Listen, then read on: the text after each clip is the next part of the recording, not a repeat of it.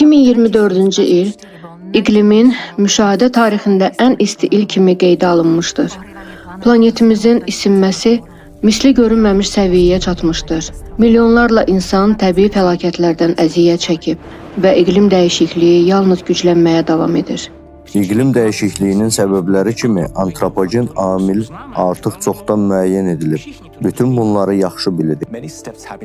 Qlobal iqlim dəyişikliyi ilə mübarizə aparmaq üçün artıq bir çox addımlar atılıb. Məsələn, bir çox ölkə atmosferə buraxdıqları karbon qazı və digər istixana qazlarının miqdarını azaltmağa çalışır. Günəş və külək enerjisi kimi təmiz enerji mənbəyi texnologiyaları tətbiq olunur. Həmçinin qırılmış meşələrin bərpasına və meşə ekosistemlərinin qorunmasına yönəlmiş layihələr tətbiq olunub. 1992-ci ildən bəri istixana qazlarının atmosferə atılmasının azaldılması ilə bağlı beynəlxalq razılaşmalarda xeyli irəliləyiş əldə etmişik. Lakin kataklizmlər yenə də çox sürətlə artır.